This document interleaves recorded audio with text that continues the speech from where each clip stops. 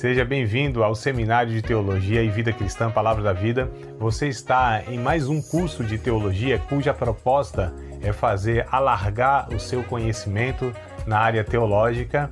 Um curso descomplicado, contextualizado, provocativo, reflexivo e que faça sentido para a nossa vida cotidiana, porque entendemos que não só a construção conceitual da teologia, respeitando as correntes da teologia construída nesses quase 2000 anos, mas isso só não é suficiente. Nós pretendemos que a partir do entendimento bíblico, dos conceitos esclarecidos, nós possamos reproduzir isso em uma espiritualidade no nosso cotidiano e nas relações. Meus amados, nós vamos dar continuidade naquilo que a gente estava falando na semana passada. Bom, quem tiver a Bíblia no celular, né? Aí agora vai poder me ajudar. Nesse escuro aqui não dá pra gente estar vendo na Bíblia física, né? Mas aí se vocês puderem, ou quem puder, tá? Pegando esse texto de Mateus, capítulo 20, verso 29, e Lucas, capítulo 18, verso 35, só pra gente comparar. Eu vou narrar, não tem problema, mas quem puder, tá pegando o texto aí vai tá dando uma ajudada aqui na questão. O problema da distância geográfica. Lembra que eu falei para vocês que as informações da cultura, da história, da geografia podem nos auxiliar na compreensão do texto, de textos bíblicos? Vocês lembram, né? Sim. Então eu estou tentando, inclusive, mostrar, na prática funciona, porque a gente fala como uma teoria, como regras, e às vezes fica aquele negócio, será que tudo isso é necessário? Será que essas coisas funcionam de fato na aplicação? E aí eu quero exemplificar para vocês que sim. E como uma informação, um detalhe, uma informação correta, não é qualquer afirmação, é uma afirmação correta. Porque a gente ouve um monte de coisa e a gente vai procurar, não tem, muitas vezes, uma referência. Por exemplo, eu ouvi esses dias, né, um rapaz questionando ou falando alguma coisa, e ainda bem que estava questionando para um mestre, né? E falou, rapaz, a Bíblia é machista, né? Porque, inclusive, tem a oração que o judeu faz, né? Dou graças a Deus porque não nasci cachorro, não nasci escravo, não nasci mulher. Aí o mestre lá, o professor, né? Inclusive um hebraísta, um dos melhores que nós temos no nosso Brasil, se não o melhor, eu não sei, mas é um dos mais destacados, referência aí. Ele disse, rapaz, mas eu ouço mesmo que as pessoas falam isso, mas de onde é que tem essa informação? Você fala que é do judaísmo e tal, mas de onde é? E o rapaz não soube falar, porque de fato não tem. Né? Então há muitas falácias, há muitas coisas que se perpetuam, e a gente vai ver, acredito que nessa aula ou na próxima, a gente vai ver que tem informações que elas perduram séculos e séculos, e chegam hoje como sendo uma verdade. Né? Então a gente precisa prestar muita atenção nas informações. Quais informações? De onde ela é tirada? Não cabe, como eu falei para vocês, a questão do achismo. Eu acho que é isso. Quando nós afirmamos alguma coisa, a gente precisa ter algumas bases. Né? A Bíblia não diz diretamente, mas essa informação, culturalmente, né, ela fala isso. Historicamente, tem essa informação. Geograficamente, é isso que ensina. Então nós temos referências. Nós lidamos com a Bíblia, devemos lidar com a Bíblia sempre declarando, concluindo alguma coisa, referenciado em alguma informação.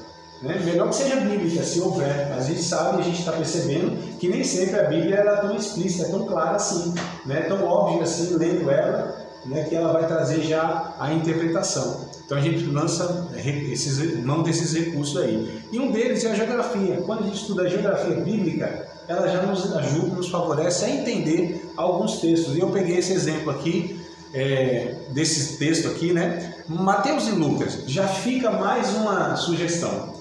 Quando a gente lê os evangelhos, nós interpretamos os evangelhos, porque cada livro da Bíblia, principalmente livros que têm a linguagem ela é específica, né? Porque você tem, por exemplo, livros poéticos, como a gente falou. A linguagem poética ela não pode ser tomada como literal, né? Então você tem metáforas, você tem hipérboles. O que é uma hipérbole? A hipérbole é quando é algo... Alguém falou alguma coisa? Exagero, né? Então alguma coisa fala, não é possível. E a gente tem hipérbole? Na Bíblia tem. Quando a gente pega o Salmo 6, por exemplo, verso 6. Salmo 6, verso 6. Diz assim, Pelo menos eu estou puxando a memória, tá? Me ajudem aí quem está conferindo. Davi disse, eu farei nadar o meu leito, a minha cama, nas minhas lágrimas. Chorou tanto, olha a ideia, chorou tanto, né? Ele estava aqui no quarto dele chorando ali, e começou a subir o nível da água. Eu lembro de um desenho. Vai subindo o nível da água e vai boiando as coisas. Então ele fez boiar a cama dele de tanto que chorou. Isso não é literal, isso é um hipérbole, é um exagero, né? Então só para a gente entender, ó, tá vendo? Ó, um livro poético. Então quando a gente lê livros poéticos, quais são os livros poéticos da Bíblia? O Salmo é um, o Provérbio é um, vocês lembram de outro mais? Eclesiastes, Cânticos. Cântico de Salomão, né? Cântico dos Cânticos. Ó, pelo menos esses 5 aqui são de linguagem poética. Alguns dizem que até Jó. Exato, Jó também. Então a gente precisa ter muito cuidado quando a gente lê esses livros, por exemplo, para interpretar literalmente, né? O próprio Jó lá, lembra do 41 e 22 Jó? Na presença dele até a tristeza salta de alegria. E alguns falam, ó, tá vendo? Na presença de Deus até a tristeza salta de alegria. Opa! Primeiro, o livro é poético. Segundo, o texto lá não está se referindo a Deus, e sim a um ritual pagão, que possivelmente eles tinham lá nesse ritual danças, né, diante de um crocodilo, uma espécie de alligator, alguma coisa desse tipo, que eles adoravam. Então olha só, comparar um deus pagão, um ritual pagão, um crocodilo a Deus, fica meio ruim, né? Então, percebam, amados, que a gente tem que ter muito cuidado, né, para afirmar, e vai se afirmando, vai se falando, descontextualizado o texto, né? Não considerou que é uma linguagem poética. Então a gente precisa ter muito cuidado. Lê Apocalipse, por exemplo. Então você tem lá muito símbolo, né? Você tem muita figura que representa alguma coisa. Mas o que representa? Então a gente precisa estudar e entender que cada figura, o que é o dragão, o que é a mulher vestida de sol, o que isso representa de fato. Ah, eu acho que é isso. Não, vamos estudar exatamente o que aquilo representa. Há uma mensagem clara nos textos. Há uma mensagem, não há enigmas, né? Não, Apocalipse não é um livro de mistério, pelo contrário. No capítulo 1, verso 1 está escrito revelação de Jesus Cristo. Meu Deus, é uma revelação, não tem nada oculto lá. Não é para meia dúzia de iluminados, né? Não são enigmas, não, é uma mensagem que foi passada para aqueles primeiros cristãos lá que João passou, que justamente aqueles símbolos foram usados porque eles entendiam. Então a gente já falou, opa, tá vendo como a Bíblia ela tem essa questão de que o público que recebeu lá os profetas, os apóstolos, foi tudo muito claro, muito tranquilo, eles não precisavam de interpretação, quem precisa somos nós. Por que nós precisamos de interpretação? Estamos há 2000 anos depois, no mínimo, no Novo Testamento eu falo, né? Se for no Antigo Testamento, ele está 4, 5, 6 mil, sei lá quantos milênios, né, do texto lá que foi passado. Então olha só, 2000 anos atrás, o milênio na frente, por exemplo, né? Depois que o texto foi falado, foi escrito, estamos em outra cultura, e a gente já viu que cultura ela muda muito, a mentalidade, né?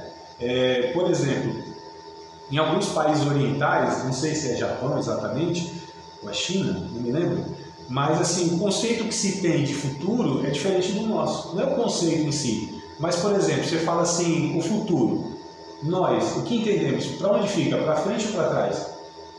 Futuro, para frente, né? E o passado, para onde fica?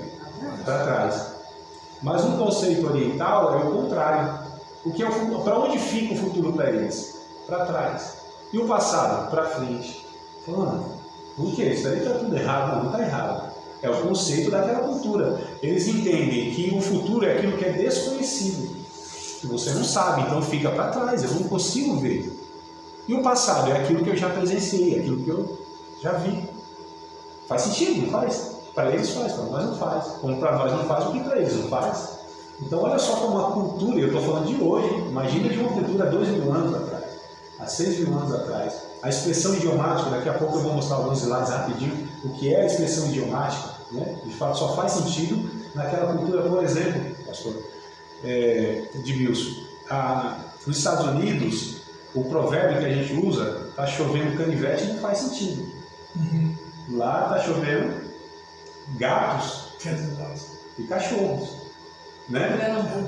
Então, olha só, get stories, né? Tá chovendo. Então, perceba, ó, são expressões idiomáticas, são isso. Só faz sentido na cultura. Só que a Bíblia, ela tem expressões idiomáticas. E se a gente for interpretar literalmente, primeiro exemplo que eu dei lá no Provérbios 5:11, com maçã de prata, isso me gerou até uma bênção. Não é? Quero fazer menção e deixar registrado aqui a bênção de uma maçã verde e tal. Brincadeiras à parte, amado. Vocês entendem toda essa, né, dinâmica e tudo mais? Então vamos lá. Mateus 20:29, não sei se alguém conseguiu achar, puder ler também, eu agradeço. Né? Fala do cego, né? O cego de Jericó. Alguém achou? Não conseguiu aí? Eu abri o Lucas. Pode ser também, mas pode ser, não tem problema. Pode ler um, ler outro. Lê de Mateus. Mateus, por favor. Ao saírem de Jericó, uma grande multidão seguiu Jesus. Sim, isso mesmo. Saindo de Jericó, uma multidão seguiu Jesus, né? Lucas? Mateus. E o Lucas agora? Ora, quando ia chegando a Jericó, estava o cego sentado junto do caminho, mendigando. Veja só, nós estamos falando dos evangelhos. Nós estamos falando de dois evangelhos, Mateus e Lucas. Eles são considerados de sinóticos. Nós temos 3 evangelhos sinóticos: Mateus, Marcos e Lucas. Sinótico quer dizer sim, né? Mesmo, semelhante, e ótico, olhar. Então, os 3 evangelhos, eles são semelhantes nas suas narrativas. Eles têm textos paralelos. Isso quer dizer que são registros do mesmo fato. Só que eles contêm informações diferentes. E aparentemente, alguns parecem contradizer, um parece contradizer o outro. Todas as vezes que nós lemos algum texto nesses 3 evangelhos, Mateus, Marcos e Lucas, estou lendo Mateus, eu devo procurar se em Marcos e se em Lucas há também aquela passagem. Lendo Lucas, eu preciso procurar se em Marcos e se em Mateus também há aquele texto paralelo. Porque eu lendo os 3, eu vou ter mais informações para entender melhor o texto. E às vezes, eu lendo, há esses paradoxos, aparentes contradições. A Bíblia tem contradição? Não. A Bíblia tem erros? Não. O que nos falta? Informação adequada para compreender o texto. Todas as vezes que a gente se deparar com um texto e a gente fala, nossa, aqui parece estar falando contrário ao outro, o oposto ao outro. Não, então está nos faltando informação para compreender o todo ali. E aí o Lucas, por exemplo, é o evangelho mais completo que tem dos 3. Lucas, ele é um historiador, ele investiga, ele diz isso no capítulo 1, verso 1 ao 3, se não me fala a memória ali, né? Até o 3, ele diz que ele investigou, ele entrevistou, ele minuciosamente ele procurou saber a respeito da vida de Jesus, entrevistou um monte de gente. Ele era um historiador mesmo, ele que escreve Atos, inclusive, né? O livro histórico é Lucas que escreve. Atos, é Lucas Atos. Depois foi separado mas é o Lucas que escreve. O único autor, pelo menos conhecido, gentil da Bíblia. Não era judeu. Né? Um médico, uma pessoa instruidíssima. O grego que ele usa é diferente por exemplo, do Marcos, do Mateus, do Pedro. Pedro é um cara bem limitado na escrita, né? Alguns até dizem que não foi nem ele que escreveu em si, né? Ele dita e quem escreve posteriormente é o Marcos. Marcos é o primeiro evangelho a ser escrito, não é o Mateus. E, inclusive, os evangelhos nem são os primeiros livros do Novo Testamento a ser escrito. Posteriormente foi o Gálatas, né, de Paulo. Então, ó, percebe como a gente tem uma série de informações e elas vão contribuir, com certeza, para a gente compreender. Então, Lucas tem 13 parábolas, por exemplo, que não tem em Marcos e não tem em Mateus. Lucas, ele coloca algumas informações que os outros não colocaram, omitiram. Fala, André, então calma aí, tem alguém errado? Não tem ninguém errado, são relatos da vida de Jesus. Se tivermos aqui, sei lá, tem 2, 4, 5, 6, 7, 8, 9, 10 pessoas aqui. Aí a gente presencia um acidente aqui na esquina, uns 10. Imagina, vamos pegar só 4, né? Para não confundir muito, né? E assim, onde tem 3 crentes, há 7 opiniões diferentes, né? Também não vamos, senão a gente... Tem 4 de nós. Nós presenciamos esse acidente, uma moto e um carro. Aí a gente vai dar um depoimento, a gente vai falar, perguntar para a gente como foi, nós fomos testemunhas oculares. Cada um de nós pode ter certeza que vai contar uma coisa diferente, algum detalhe. Vamos concluir que a culpa foi do motoqueiro, outra foi do carro. Não, isso aí tem. Então, assim, vamos estar mentindo? Não. Olhares diferentes. Vimos coisas que o outro não viu. Isso são os evangelhos. Os evangelhos são biografia a respeito de Jesus. São relatos a respeito do que Jesus fez no período, né, do seu ministério. Lucas ele vai um pouquinho, né, mais detalha lá a infância de Jesus, nascimento, detalha algumas coisas. Lucas, é interessante que ele fala algumas coisas que só o médico poderia destacar ou que teria interesse. O tempo que a mulher tinha de enfermidade lá, do fluxo de sangue, a outra que estava encurvada da coluna e tal. Então a gente percebe todas essas riquezas literárias e como o Espírito Santo usa as características de cada escritor. A Bíblia é um negócio extraordinário, fantástico, inigualável. Não existe literatura que a humanidade produziu que se equipara, que chega perto das escrituras sagradas da Bíblia. É uma riqueza cultural, assim, inenarrável. É a revelação de Deus. 40 homens escreveram, não há contradição, eles vão se conhecer de culturas diferentes muitas vezes, né? Como a gente falou aqui, tem o Lucas, que é um cara instruidíssimo, tem Paulo, que é um poliglota. Paulo era considerado um filósofo da sua geração, da sua época, não é Jerusalém, a gente está falando de escala mundial. Paulo não era qualquer um, mas ao mesmo tempo Deus usa Pedro, um cara analfabeto. Como eu falei ontem na aula de leitura, quem estava, né? Não, a Natânia estava, só a Natânia aqui, né? Na aula de leitura, que Deus usa analfabeto, usou Jacó, que amava Raquel e não lia. Não é, mano? Então, usa outro, mas a gente precisa entender toda essa dinâmica aqui. Então vamos lá, foi lido aqui em Mateus que Jesus estava entrando em Jerusalém, é isso, né? Se eu não estou invertendo aqui, né? Ele estava entrando em Jericó. Estava entrando em Jericó. O outro estava saindo de Jericó. E o outro estava saindo, falou, opa, deve ter alguma contradição aqui. Isso aqui, eu não sei se vocês estão conseguindo visualizar, isso aqui é Jericó hoje, tá? Isso aqui é hoje, tá atual, a imagem. Isso aqui, ó, são ruínas. Dá para enxergar aí, amados? Né? São ruínas, ó, tem uma escadinha aqui, ó, são ruínas, paredes aqui, deterioradas, então são ruínas. Aqui é a Jericó atual, você vê, ó, um prédiozinho, até tem prédios aqui e tal. Então, na época de Jesus, já havia essas ruínas aqui. Essa Jericó foi aquela que lá em Josué foi destruída e Deus disse, nunca mais vai ser edificada. Quem tentar edificar, se eu nem lembro a profecia direito lá, mas o seu filho, na fundação o filho morre, e sei lá, e o outro primeiro primogênito morre e depois acho que é mais novo. É alguma coisa assim, né? Quem tentasse. E houve um rei que tentou e aconteceu de fato isso. Saddam Hussein, agora já é mais próximo de nós na história, ele tentou construir, não conseguiu. Com toda, né, a capacidade econômica, tecnológica e tudo mais, porque Deus disse não vai. E não foi reconstruída, nesses milênios todos aí. Então até hoje tem as ruínas de Jericó e na época de Jesus era essa configuração aqui. Lógico, não havia esses predinhos, né, no negócio aqui, a nova Jericó.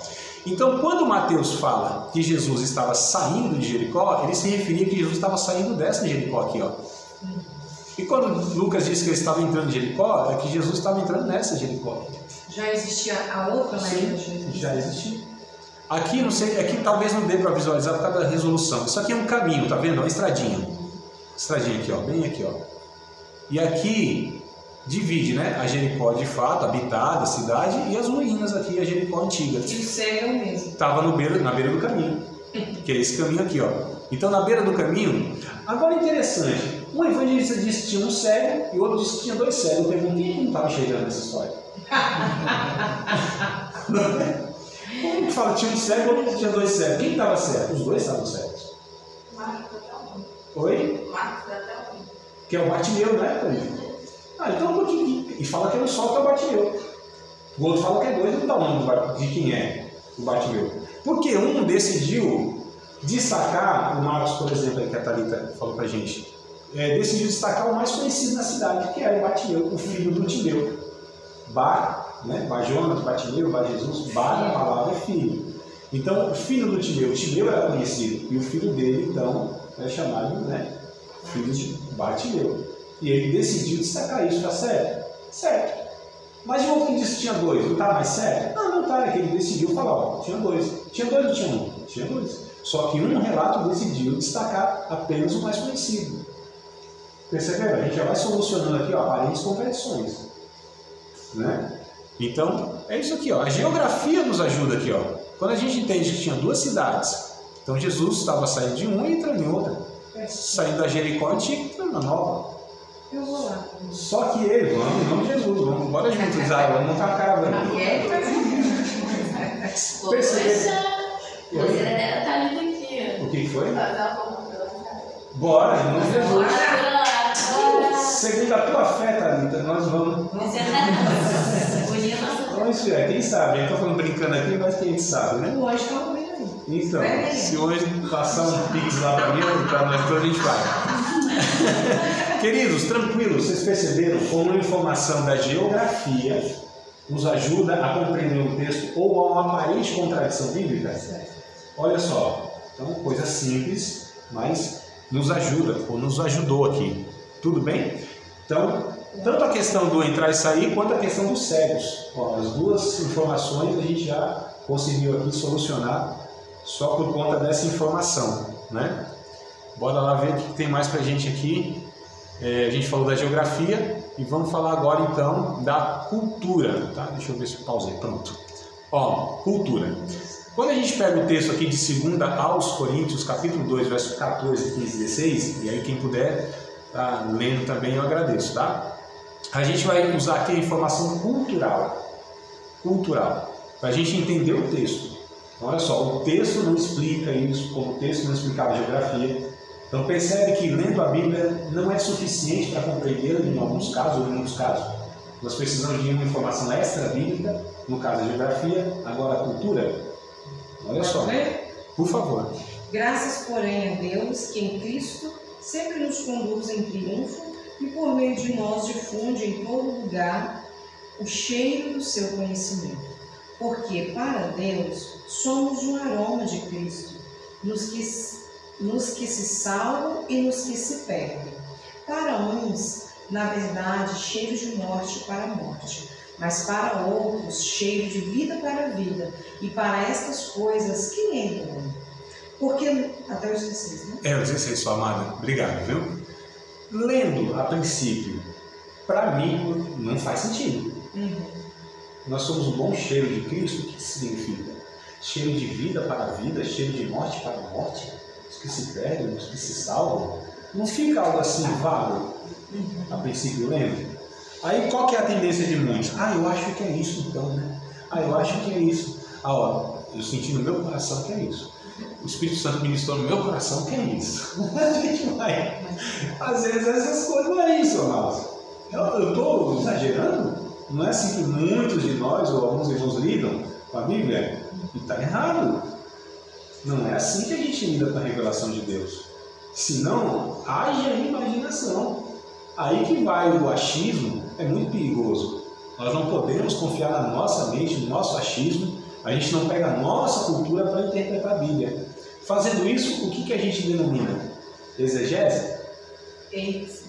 Exegese. O que é exegese? Tirar essa cabecinha fértil e colocar aqui, não é? O que é exegese? Extrair daqui, ó. Então extraímos o texto, extraímos da informação cultural, geográfica, histórica, dos originais. É isso que a gente precisa fazer, tá certo? Então vamos lá tentar compreender essas expressões e o porquê disso. Isso aqui é uma biga, né? A biga é o carro de guerra romano, né? Na época. E isso aqui é uma escultura, tá? Na verdade, isso aqui é uma escultura, né? E está retratando essa época aí. Aqui é um soldado, tá? Ou 2 soldados aqui, né? Os cavalos arrastando a biga. Aqui representa um escravo. Então, quando eles vinham, né? Os romanos vinham da guerra e venciam lá os povos, eles traziam escravos. Isso é uma prática do Antigo Testamento de muitos povos, né? Traziam escravos. Quando eles iam entrando na cidade, isso é informação cultural da época. Quem estuda a cultura de Roma, são essas informações, tá? Então eles traziam escravos, né? Os que não matavam lá no campo, traziam para trabalhar com eles como escravo lá no Império, enfim. E aí, quando eles entravam na cidade, os romanos recebiam soldados e jogavam, né, os louros, jogavam lá perfumes. E esses perfumes, esses soldados respingavam neles, né? E como os escravos também estavam lá perto, respingavam neles.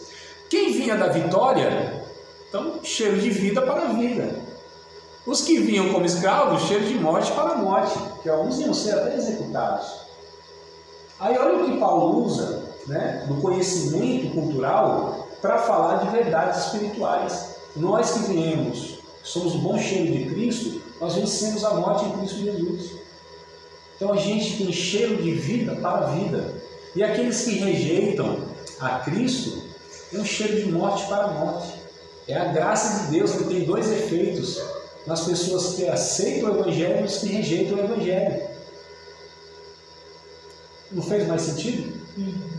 Então, olha só, informação cultural. Não é qualquer informação. Porque pode ter uma desencontrada aí no meio, mas essa é segura. Foi pesquisado, tem a fonte. A gente sabe que a maioria dos comentaristas, se não todos, sérios, eles vão também ter essa informação. Então a gente, quando interpreta a Bíblia também, a gente precisa entender qual é a fonte que eu estou buscando. Há outras pessoas sérias, reconhecidas como mestres, que também estão interpretando dessa forma, né? Porque a interpretação não é particular, como diz 2 Pedro capítulo 1, verso 20. Lembra desse texto? Eu falei para vocês? Vocês não lembram? Lembram? Eu falei. Sim ou não? Não lembro, não, sério. Eu talvez não tenha falado por danado aqui, né? A gente fala muito lugar, tanta coisa, e a gente pensa que falou, não falou. Mas 2 Pedro capítulo 1, verso 20, verso 21, está escrito mais ou menos assim: porque a profecia não é de particular interpretação, mas homens santos de Deus falaram, movidos, né, inspirados pelo Espírito Santo. Falei, né? Não lembrava, graças a Deus. E talvez algum não estava. Não assisti. Né? Então, a profecia, Deus está se referindo às Escrituras Sagradas. Ela não é de particular interpretação. Não sou eu, André, o intérprete da Bíblia. Não é Estevão o intérprete da Bíblia. Não é de particular interpretação. Então, olha só. A Bíblia precisa ser interpretada, né, inclusive por mestres. Não por evangelistas. Não por muitos pregadores que, infelizmente, não se dedicam ao estudo bíblico, né? Então a gente precisa ter muito cuidado. Tranquilo? Posso ir um pouquinho mais para frente aqui? E aí eu vou. Se não tiver nenhuma pergunta, nenhum comentário, a gente vai seguindo.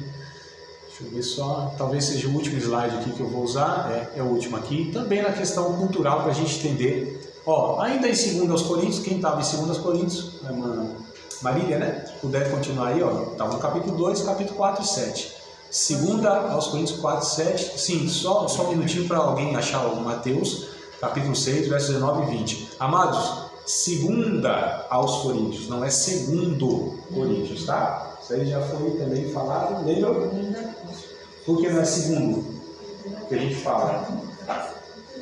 Segunda carta. Porque é carta, né? Então, 2ª carta, 3ª carta, 1ª carta. Não é primeiro crônica, não é primeira crônicas, né? Que é livro. 1 Reis, 1 Samuel, 2 Samuel. No Antigo Testamento sempre no 2º, 1º, tá? Novo Testamento, 1ª, 2ª, porque é carta primeiro. Novo Testamento é sempre carta e Antigo Testamento é sempre livro. Então só para a gente pronunciar certinho, né? Bora lá, Amada, pode ler, por favor. Temos, porém, este tesouro em vaso de barro, para que a excelência do poder seja de Deus e não da nossa parte. Obrigado. Mateus 6, 19 e 20. Não ajunteis para vós tesouros na terra, onde a traça e ferrugem consomem, e onde os ladrões minam e roubam. Mas ajuntai para vós tesouros no céu, onde nem a traça nem a ferrugem consomem, e onde os ladrões não minam nem roubam. Isso, obrigado, meu amado. Jesus, Mateus, né, e Paulo, em 2 aos Coríntios, usou essas expressões, usou essa simbologia, essa metáfora do vaso, o vaso de barro. Vocês lembram de uma parábola que Jesus conta, que um homem foi num campo e achou uma pérola de grande valor? Né? Ele vai lá e vê tudo, então tem para comprar o campo, porque no campo havia pérola. Pérola, essa bendita pérola estava fazendo num campo.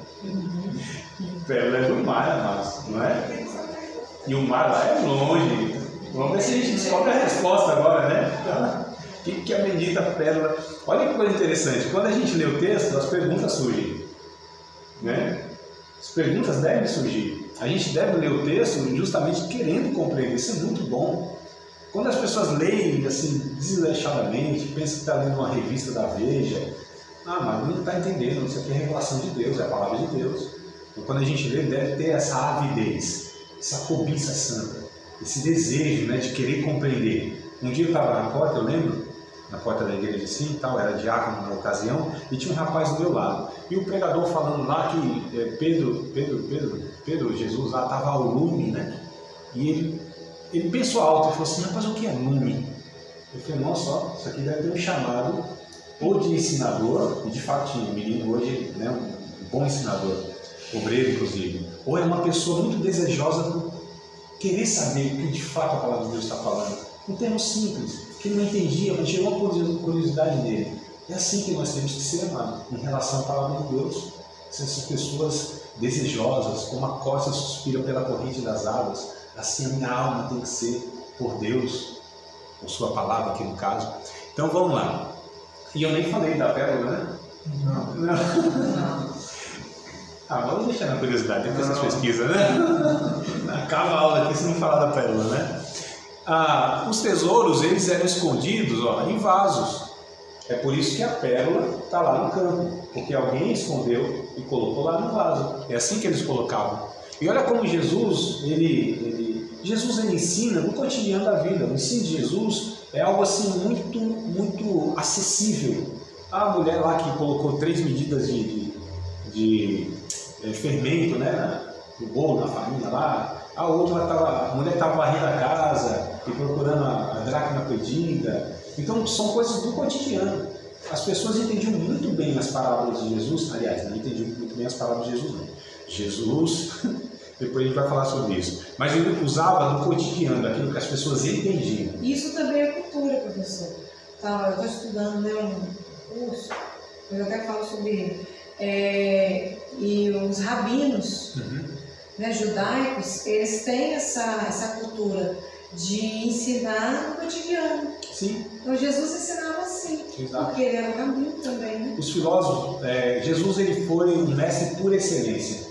Jesus usou das principais didáticas que até hoje é usada. Ele usou, acho que todas as possíveis. Mas os filósofos, eles dão o nome de um dos métodos que Jesus usava de peripatético.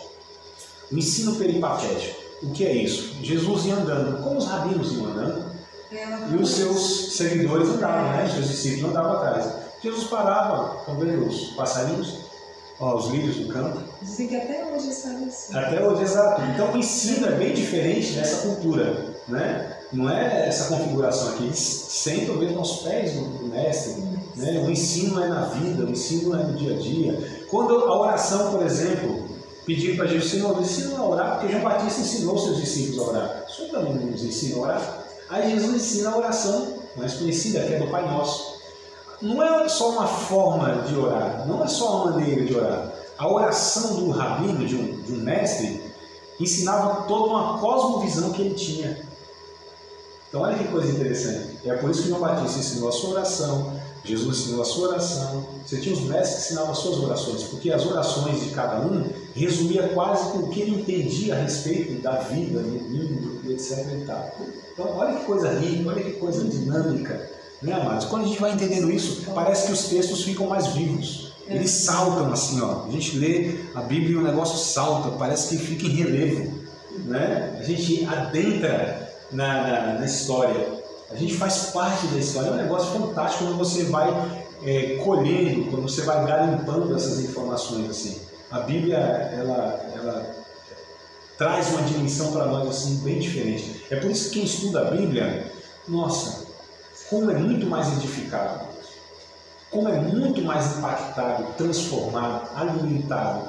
É muito mais, pode ter certeza. Mas aqui, é o problema da distância cultural, é isso que eu estou pontuando aqui, ó. Então quando Jesus diz, colocai lá o tesouro de vocês no céu, né? E não na terra, porque na terra traça, olha, o ferrugem corrói, né? O ladrão mina e rouba. Ele estava se referindo a isso aqui, ó. Esse tesouro que é colocado na terra. Esses valores que são fincados aqui nessa vida. Então, mas olha como ele estava usando aquilo que eles entendiam, né?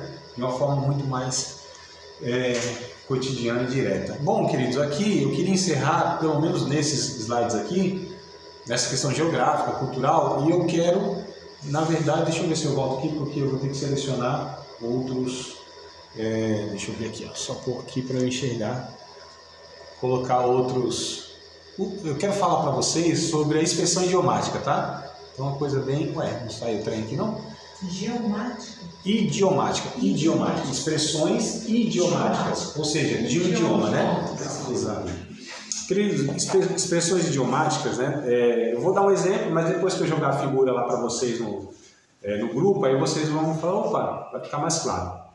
Por exemplo, expressões idiomáticas são ditados que a gente usa. Procurar pelo em ovo. Se a gente tomar isso literal, o que será? A gente vai procurar um ovo e tentar achar um pelo no ovo, não é isso? Mas é isso que quer dizer? Não, né? Algum ditado aí que vocês conheçam? Quem fala demais dá bom dia ao cavalo. Isso acontece, é verdade? Isso é literal? Não, né? Mas é um ditado. Mas o que significa? Bom dia, cavalo. Né? O que mais aí, amados? Um ditado popular, uma expressão idiomática. Pedra mole. Água mole. Água mole, mas agora. A persistência, não é isso que quer dizer? Né? Então, ó, são expressões que faz sentido no idioma aqui, nosso. Agora imagine isso escrito aqui, a gente escreve isso, daqui 100, 200, 1000 anos, em outra cultura, alguém lê isso. Não vai fazer sentido. Como ele vai interpretar? Literalmente. Mas é isso que o escritor quis comunicar, literalmente, porque ele vai ler, eu acho que eu dei exemplo para vocês no começo, né, da matéria, eu acho que foi... fulano é perna de pau. Não quero usar ninguém aqui, não, para não falar. Não. Mas vou te usar lá. Sei que se quiser ser bom de bola. Rapaz, parece o Peleco, né? É novo. Todinho, Peleco. Não é não, mano? Olha. O cabelo não é bom de Deus. Só um exemplo, não é verdade. Peguei você que é o melhor da história. Só pra... o varão é perna de pau. E eu escrevo a respeito dele, uma biografia, algum relato, eu escrevo. Alguém vai ler, ou até mesmo em outra cultura, hoje mesmo, né? Uma carta ela recebe lá na terra do tio Sam, uma foto do irmão e escrito, ele é perna de pau. Aí vai olhar assim na foto, rapaz, cadê a perna de pau dele? Vai interpretar literalmente, porque foi traduzido, inclusive, do português para o inglês, literalmente. Nem sei como, perna de pau, como seria. Literalmente? Isso. Wooden leg. Então, ia estar traduzido isso aí. Eu não vou falar, porque senão vai ser profecia. Se eu falar, seria estranha profecia. Mas a tradução, ela é literal. Está errado? Não está errado. Quem traduziu levou em conta a literalidade e decidiu traduzir palavra por palavra. Né? Há algumas versões bíblicas que foram usadas esse critério. Quem foi traduzir, traduziu palavra por palavra correspondente. Então, pegou lá no grego a palavra lá, X. Tá, no português, o que equivale a essa palavra? X, então traduziu. Palavra por palavra, está errado? Não. Agora, o problema é esse, é que esse termo, ele, nesse idioma, tem um significado diferente do que tem na nossa língua. Então, traduções foram evoluindo e aí os tradutores foram traduzindo conceito por conceito, ideia por ideia. Qual é o conceito dessa palavra? O que o contexto aqui está... Né? Ele está propondo, então você vai traduzir dessa forma, aí já foi facilitando, trocando palavras que foram se tornando obsoletas. Por exemplo, jactância, olha que palavra, isso é uma tradução boa? É ruim. Está errada? Não está errada, ela é ruim. Por que é ruim? Porque é uma palavra que para nós não é comum, não é boa a vossa jactância. Aí lê, o que será jactância? Uma doença derivada da jaca mole? Parece. Não tem? Brincadeira, lógico, né? Mancebo, não é boa a tua concupiscência. Já pensou a gente evangelizando um jovem assim? Ele vai olhar pra gente e leva, não é o teu líder. Quem é você? Cabe estranho. Mancebo? Não é boa a minha concupiscência. Tá errado? Não tá errado. Mas perceba que não comunica.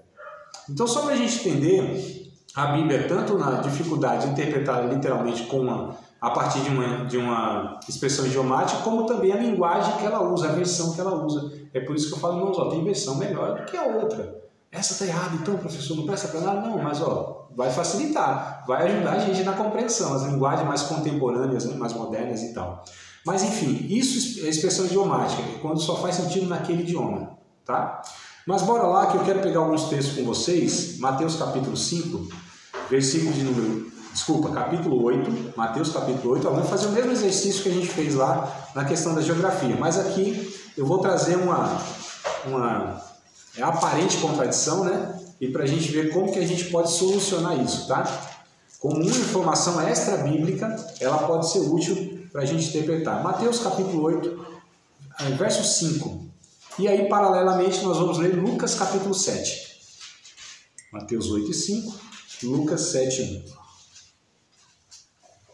Quem achou Mateus 8 e 5? Pode ler, por favor, meu irmão. Cura do servo de um centurião ao entrar em Cafarnaum. Chegou-se ele a um centurião que lhe implorava e dizia: Senhor, o meu criador está deitado em casa, paralítico, sofrendo dores atrozes.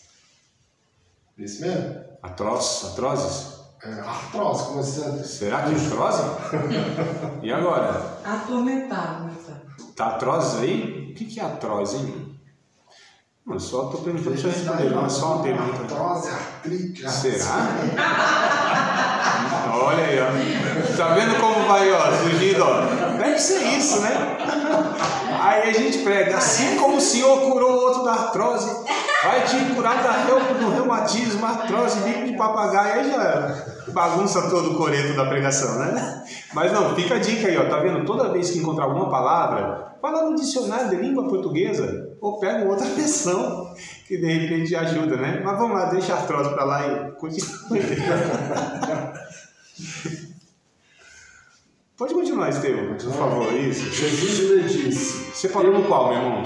Você parou no qual? No 7. Eu vou brincar aqui, eu perco. Tá bom, por favor, leia até o 8. Acho que até o 8 já é suficiente. Jesus lhe disse: Eu irei curá-lo. Mas o centurião respondeu: Senhor, não sou digno de receber-te sobre o meu teto. Basta que digas uma palavra e o meu criado ficará salvo. Sim, até o 8, né? Isso. Rapaz, nem eu sei aqui se eu... Eu estou querendo só pegar aqui até um trecho para a gente comparar lá com Lucas, né? Mas, bom, então a gente tem algumas informações aqui, né? A gente está fazendo aquele exercício de observar o texto, né? Não vamos interpretar nada ainda, observar, leitura. Né? Então, o cenário é que tinha um centurião. O que era um centurião? Chefe de 100, partido de 100. É? Não sei, estou perguntando. Do exército. Chefe do exército? De Roma. Chefe, né? Comandante? É o líder. De onde vocês estão tirando essa informação? Eu da novela. Eu já estudei essa. Caramba, eu não tenho como te defender. Você estava indo bem, olha, até a maçã. Por isso eu falo que você criança. De fato, né? Ó, chefe de 100 homens, centurião, né? Então, tinha lá um agrupamento de 100 homens, soldados romanos, tinha esse chefe ainda, centurião, tá? Não, mas olha, não é que é um centurião, não é comum, faz parte da nossa cultura, do nosso cotidiano, né, e tal. Então a gente bem de cinta. É bom, cinturão, né? Lá no Nordeste fala cinturão. Então, só pra gente entender, é isso que a gente tem que fazer mesmo. Uma palavra, um termo, um título, a gente precisa tentar entender, né? Dores terríveis. Dores terríveis. Atroz, né? Atroz. Não é atroz. Atroz, eu também não, agora que eu estou vendo. A palavra eu sei, mas a versão... Mas enfim, então a gente tinha lá um centurião que foi até Jesus, né? O que o texto diz, foi até Jesus pedindo para que Jesus pudesse curar o seu servo. Vamos ler Lucas capítulo 7, a partir do verso 1? Só para comparar, ó, texto paralelo, tá vendo? Evangelho sinótico, tem lá, né, as passagens. A gente vai pegar uma passagem que é referente a esse mesmo relato aqui, nós vamos ver lá se tem alguma informação, e aí tem que comparar, né? Quem puder ler, achou ele ler, por favor. Paulo acabou de proferir todas essas palavras aos ouvidos do povo e entrou em Cafarnaum. E um servo de certo centurião, de quem era muito estimado, estava doente, quase à morte. O centurião, pois, ouvindo falar de Jesus, enviou-lhes uns anciões dos judeus a pedir-lhes que viesse curar o seu servo. E chegando eles junto de Jesus, rogavam-lhe com instância, dizendo: é digno que lhe concedas isto, porque ama a nossa nação e ele mesmo nos edificou a sinagoga. Isso até já é suficiente, Jefferson. Obrigado, meu irmão. Não sei se vocês perceberam alguma informação aparentemente contraditória. Ele já coloca aqui que o servo era muito estimado, né? Sim. Dá uma...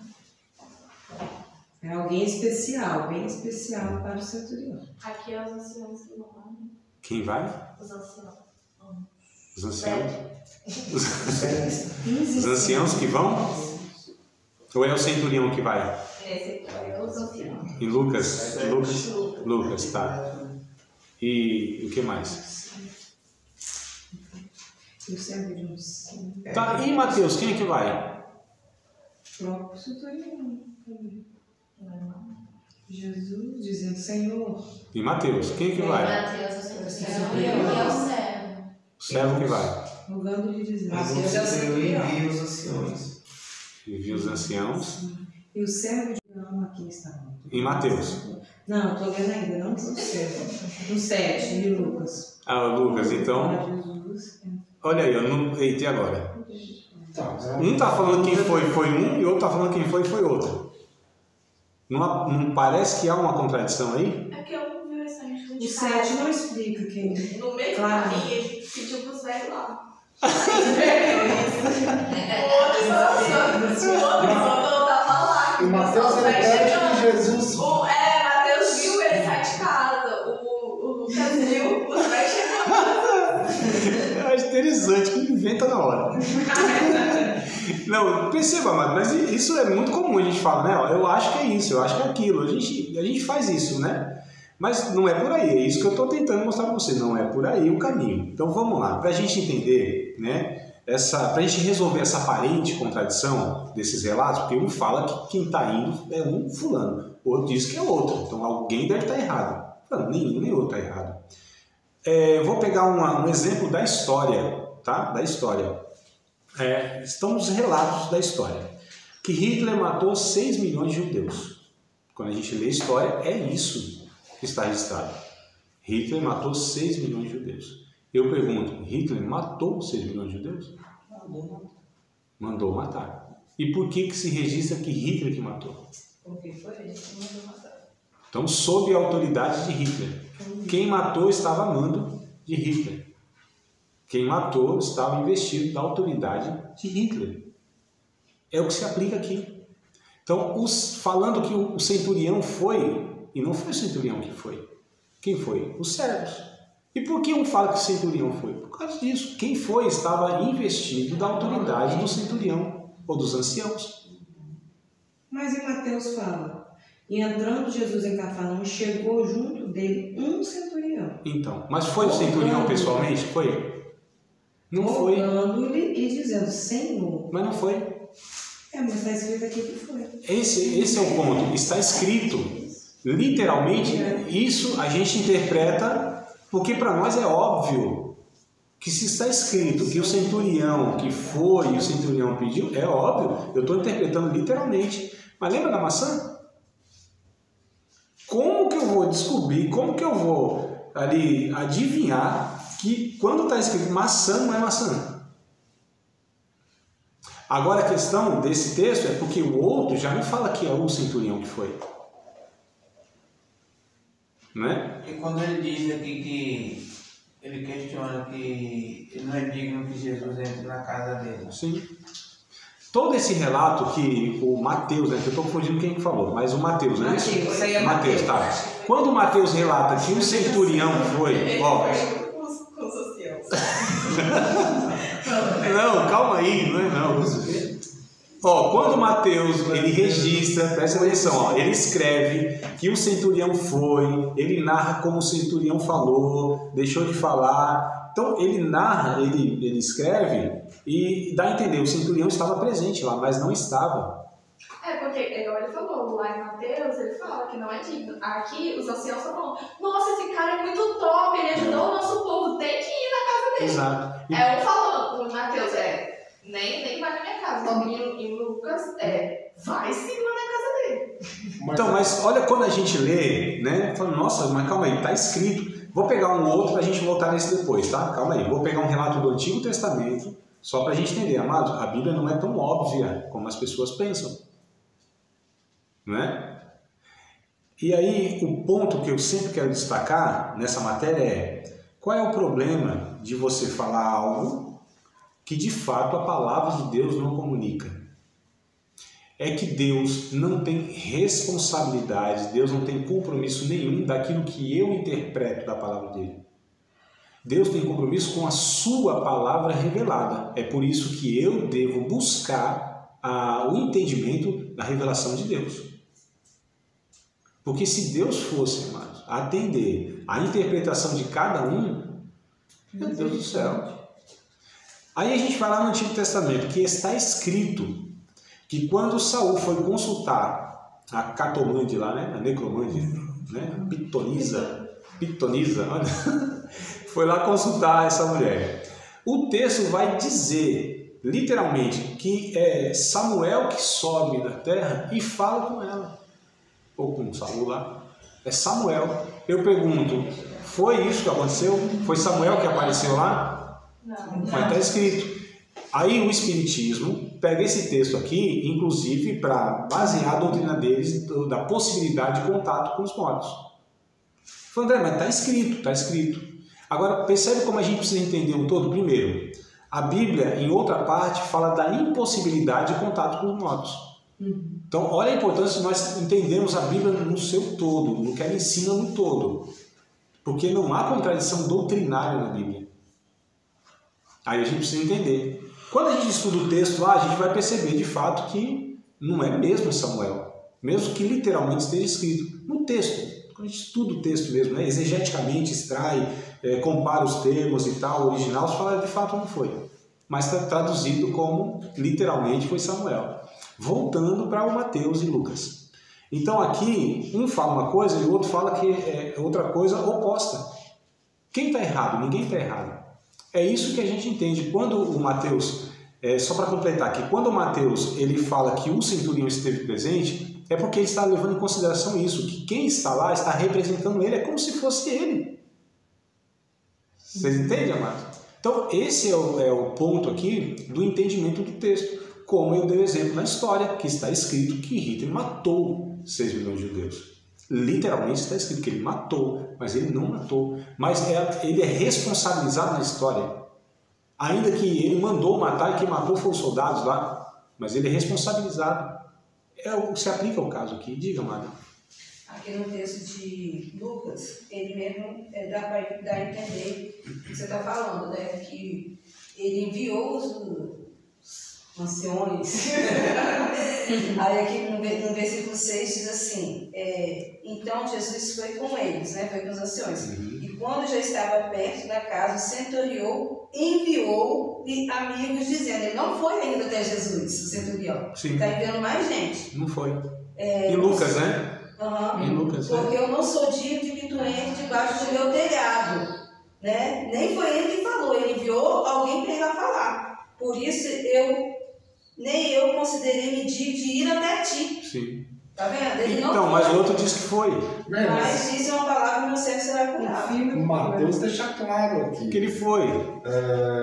Cadê? Cura do servo do centurião. Ao entrar em Cafarnaum, chegou-se a ele um centurião que ele implorava e dizia, né? Senhor, o meu criado está deitado. Olha só, paralítico, sofrendo está claro que ele foi. Está claro que ele foi porque a gente está lendo literalmente. E fala, meu Deus do céu, mas também complica a vida. Porque o negócio tá... O que eu estou tentando mostrar para vocês é que nem tudo é tão óbvio quanto parece, amados. Né? Esse é o ponto. Nem tudo é tão óbvio como parece. Cabe a nós, de fato, estudarmos a Bíblia. Amados, a Bíblia é só para mestres, teólogos? Não, é para todo aquele que tem sede de Deus, que leva a sério as Escrituras Sagradas. A Bíblia é a revelação de Deus. O Evangelho não é um produto de R$ 1,99 que a gente oferece apelando para as pessoas. A verdade de Deus, a eternidade, é o mais precioso que o ser humano tem. É para poucos? Não, é para todos. O grande problema é que poucos levam a sério como deveriam levar a eternidade, a salvação, o relacionamento com Deus e a sua palavra, que revela a sua natureza, o seu caráter, etc. Então, o plano de salvação. Então é por isso, né, quando Jesus contou as parábolas, na aula que vem, se Deus quiser, a gente vai interpretar as parábolas. Como nós interpretamos as parábolas? E aí Jesus falava por parábolas, e aí alguns, até os discípulos mesmo, né, mas nem vou entrar na questão dos discípulos agora. Alguns não entendiam, iam embora. Tá tudo certo, vai embora. As verdades de Deus não são para desavisados, omissos, relaxados, preguiçosos. São aqueles que de fato amam a Jesus. Os que ficavam, ele explicava depois para o discípulo que queria saber. Exato. Aí sim, ali Deus já ia peneirando os curiosos, os descompromissados. Deus não quer que as pessoas o sigam, amados, por seguirem. Deus quer criar um relacionamento de intimidade, de pessoas que têm interesse de fato por quem Ele é, né? E a Bíblia, amados, de fato, como eu disse, quem estuda a Bíblia é muito mais edificado, amadurece muito mais na fé, parece-se muito mais com Jesus, porque foi esse o meio, o método que Deus Ele colocou para que pudesse já peneirar. Você acha que Deus tem crise existencial? Ah, meu Deus, se esse povo não me seguir, se a minha igrejinha for pequenininha, de bairro, de um salão. Lembra dos 7 mil, 5 mil, 7 mil, lá que Jesus multiplicou os pães? Eles quiseram, falou, Jesus é o nosso rei. E Jesus vai ser o nosso rei. Está no texto lá, que eles pegaram Jesus para coroar. Não está no texto que eu falei não, tá? Não. Mas assim, quiseram coroar Jesus. Jesus, ó, sai de fininho. Solução do nosso quero não. Deu um discurso duro lá para eles, vocês me seguem pelo pão. Vocês não entenderam quem eu sou. Vocês não me adoram coisa nenhuma. Vocês querem o que eu posso dar para vocês. Bando de interesseiros. Vocês querem o meu milagre. Quer que eu safe vocês de todas as dificuldades da vida. Eu não quero não. 5 mil, 7 mil, todo mundo que dava, foi embora. Ficou os 12. Se fosse eu falei, meu Deus, obrigado. Pelo menos 12 alunos ficou aqui na classe. Se é Jesus, se vocês quiserem ir, pode ir também. E o que Pedro responde? Para quem nós iremos? Coisa boa, né? Orgulho na minha classe. Né? Para onde não? Para quem iremos nós? Só tu tem. Mas percebam como Jesus, ó, peneirou ali, amados, 5 mil pessoas. Mas Deus não quer que as pessoas se relacionem com Ele de uma maneira, de qualquer forma. Não, Deus quer um relacionamento de intimidade. Quer que as pessoas amadureçam e o conheçam na relação. Não é? Então, assim, a gente percebe algumas questões que não são tão óbvias. Se Deus quiser, na aula que vem a gente vai pegar as parábolas. Como a gente interpreta as parábolas? Em Provérbios, professor, acho que é 25:2, que é onde essa professora que eu estou fazendo o curso, que é a 4ª dimensão da Bíblia. Ela usa exatamente isso aí, né, que o senhor está falando, que é a cultura, a língua, a geografia, história. Geografia, né, a história do lugar, a religião. Assim. E aí, ela fala assim, que a glória dos reis, talvez o senhor até saiba se a glória de Deus está em cobrir as coisas dele, né? E a glória dos reis está em descobri-las. Vamos procurar lá. E é exatamente isso aí, é você ir buscar, você ir atrás, descobrir aquilo que ele deixou encoberto.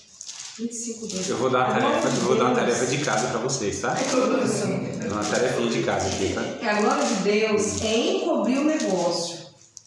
Mas a glória dos reis é tudo investigar. Qual versão vocês têm aí? A mesma coisa? A glória de Deus é encobrir as coisas, né? A minha tarefa é a honra dos reis e o vasculhar um assunto. Eu vou dar tarefinha de casa, eu posso ir, eu quero. Agora eu fiquei tentado, eu tenho que fazer isso. Eu gosto. Bom, vamos fazer o seguinte, para a semana que vem, não aceita testar nada, vai ter que vir. Não vem com conversa não. Quem tiver a versão já... Eu peço que vocês peguem o seguinte, a versão Almeida e corrigida. Esqueçam que vocês têm, se não for essa, procurem na Almeida, revista e corrigida. Ah, não tem? Pega lá no Google, no aplicativo, tá? Eu quero que vocês peguem na Almeida, revista e corrigida. O texto de Isaías, capítulo de número 33, verso 1. Capítulo 33, versículo de número 1. Esse é o texto. 33, 1. Eu vou aqui ler. Quem tiver aí, não leia a Bíblia, não leia. Só anote, não leia. Eu vou ler, tá? Porque se vocês leem uma versão já, né, mais simplificada e melhorada, não vai ter a função que eu quero que tenha aqui, essa 33:1, pastor. Isaías, Almeida, revista e corrigida. Essa é a versão que eu quero que vocês peguem, tá? Almeida, revista e corrigida. Isaías 33:1. Se vocês pegarem outra, não vai ter a finalidade que eu quero passar para vocês aqui, o exercício. O que eu quero que vocês façam? Eu vou ler aqui, vocês não leem. Eu vou ler e aí eu vou pedir para que vocês peguem duas palavras que aparecem no texto. Que vocês possam ir no dicionário de língua portuguesa, troquem as palavras que está aqui por uma mais próxima da gente, tá? Porque aqui está assim, ó. Ai de ti, despojador, que não fosse despojado, e que ages perfidamente contra os que não agiram perfidamente contra ti. Acabando de despojar, serão despojados, e achando tu de tratar perfidamente tratarão. Duas palavras, despojado, despojador, perfidamente. Tá? Tá. Qual que é a finalidade? Para que vocês entendam, ó, tá vendo? Ó? Aqui tem um versículo. Tem duas palavras que aparecem aqui, nem sei quantas vezes, 6 vezes eu acho. Se a gente não entender a palavra, como que a gente vai entender o que o texto está comunicando? E esse exemplo é para qualquer outro texto que apareça a palavra 33:1. Isaías 33:1, tá? Isaías 33:1. Tem duas palavras. Pérfido e perfidamente, é o que vai... Aí o que é? Ó, presta atenção aqui, para a gente fazer um negócio bem legal. Aí vocês vão transcrever, um versículo só, tá, irmão? Transcreve assim no papelzinho. Aí vocês vão colocar, ai de ti, o que significa despojador? Tal. Que não fosse despojado. Aí você troca a palavra despojado pelo significado, né? Despojador, despojado pelo significado. Que age perfidamente, ao invés de perfidamente, o significado da palavra, entenderam? Então, todas as vezes que aparecer essas palavras, coloquem o significado que vocês acharam lá no dicionário de língua portuguesa. Isaías, capítulo 6, aqui não é só para rapidinho, a gente encerra a aula aqui, que eu já passei um pouquinho no meu horário, mas eu quero só pegar aqui, porque se vocês já ouviram, eu queria saber o que vocês ouviram e quem falou, o que explicou desse texto, desse versículo, dessa palavra, que é o Isaías 6:1. No ano que morreu o rei Uzias, eu vi o Senhor assentado sobre um alto e sublime trono, e o seu séquito enchia o templo. Já ouviram alguém recitar, falar, expor esse texto? Uhum. Seu séquito enchia o templo? Uhum. E o que falaram, o que era o séquito que enchia o templo? Sua glória, fumaça. A glória, fumaça. Shekinah? Derrama a tua Shekinah sobre nós. Não tem essa música, não? Séquito são os seguidores de um rei, né? Não sei. Eu perguntei primeiro.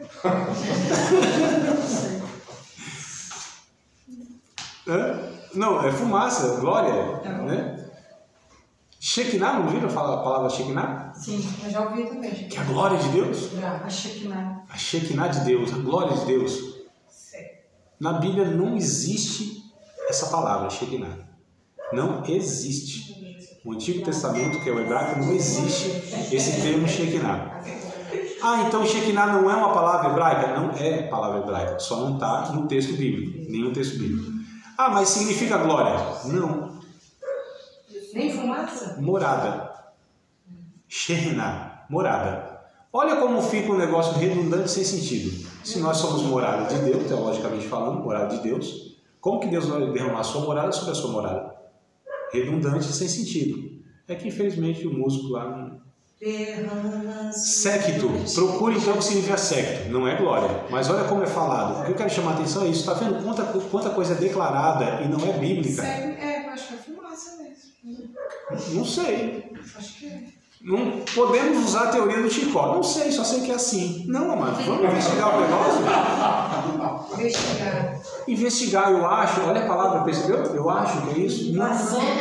Guardamos um dicionário. Vamos. É mesmo, tá vendo? Sem dicionário não vai dar. Exato, mas é isso, esse exercício que a gente tem que fazer. É a investigação. Se adicionar de língua portuguesa. Para você construir um bom sermão, você tem que estar com um instrumento Exato, exato. A gente vai aprender isso na homilética. Dicionário de língua portuguesa já vai ajudar bastante. Uma versão simplificada ajuda mais ainda. Comentário, nossa. Entendeu? Então é isso, o exercício é isso aqui que a gente tem que ter. Então procure o que é certo e aí vocês vão entender melhor o texto. Eu acertei. Quase isso. Quase. Conjunto das pessoas, pode falar? Sim. Que acompanham outras. Cortejo que acompanha uma pessoa distinta para servi-la ou honrá-la, uma comitiva. Mas e a versão que não está certo, está a orla do seu manto? Como que a orla gente... do seu manto? Tem versão que é a orla do seu manto. Tá vendo só, amados? Então calma, aí a gente vai ter que entender o porquê que está a orla do seu manto. Sim. Aí a gente vai ter que recorrer à questão cultural. Se o texto é literal, ele é poético. A gente pode ter num livro histórico também alguma parte poética, como nós temos em Isaías. Quando diz que Isaías, as árvores batem palma, isso é literal? É poético. Tá vendo, amados? Como não é tão simples e tão óbvio como a gente parece? Parece que a gente acha que parece ser. Enfim, bora lá orar a Deus, que senão daqui a pouco vocês existem vindo participar de mais uma aula de um dos nossos cursos, Seminário de Teologia, Vida Cristã, Palavra da Vida. Espero que tenha te abençoado, não só alargado o seu conhecimento teológico, mas que tenha também atingido o teu coração para que você possa, a cada dia mais, reproduzir a vida de Deus nas suas relações cotidianas. Se você ainda não é aluno oficial de um dos nossos cursos, se inscreva aqui no contato que vai aparecer do WhatsApp. Também nos siga nas redes sociais, se inscreva no nosso canal, compartilhe à vontade e Deus